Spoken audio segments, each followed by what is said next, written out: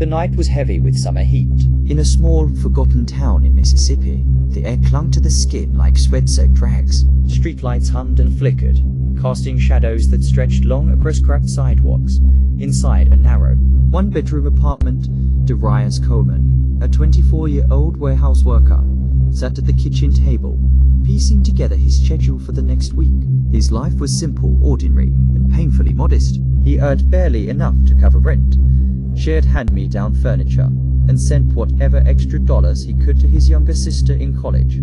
But that night, his quiet life ended at 11:42 p.m. Pounding shook his door. The sound was sharp, relentless, almost violent. Before Darius could answer, the hinges rattled and the door burst open. Police officers stormed in, flashlights cutting through the dark. Hands where we can see M, down on the ground. Confusion knotted his chest. Darius raised his arms, stammering, "What's going on? I didn't do anything." But they weren't listening. He was yanked down, cuffed hard enough to bruise his wrists. The charge, armed robbery and murder of a local convenience store clerk just 2 miles away. Darius' mind spun. He had been home all night. He had no weapon. He had no reason. But the police weren't looking for answers. They were looking for someone to blame. And Darius Coleman fit the part. Young, black, poor and powerless. The interrogation room smelled of stale coffee and disinfectant. Darius had slumped in a chair, wrists chained to the table. Detectives paced. Like predators. They claimed his fingerprints were close enough to those at the scene. They told him witnesses swore they saw him running from the store. They didn't mention that the witnesses were shaky, their accounts conflicting. Darius begged them to check his alibi. The neighbor he spoke with around the same time of the crime. The text messages he sent just minutes before. But every plea was met with silence or scorn. "Why'd you do it, Darius?" "Just admit it, and maybe the judge will go easier." He shook his head, voice breaking. "I didn't. I swear to God, I didn't." Hours passed. No food. No lawyer. Just intimidation. Finally, when exhaustion left him trembling, Darius whispered, "I want a lawyer." The detectives exchanged smirks. They knew the truth. A man like Darius couldn't afford one, and in the world of American justice, that meant the system would eat him alive. Weeks later, in a crumbling courthouse, Darius finally met his lawyer, or rather, the man assigned to him. Clifford Hanks, a public defender juggling nearly 200 active cases, glanced at Darius' file like it was just another folder on his endless stack. He didn't ask for details. He didn't investigate the alibi. He didn't challenge the evidence. He simply muttered, "Best thing you can do is take a plea. You don't want to risk trial."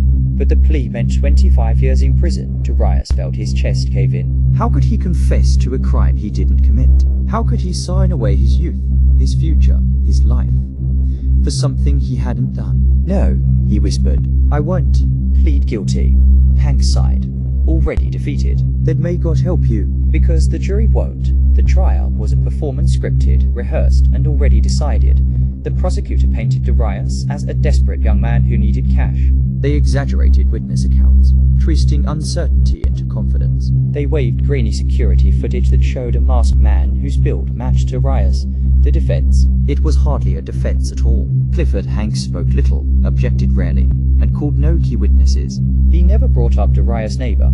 Never pulled phone records that could prove his innocence. When Darius tried to whisper corrections, Hanks hushed him.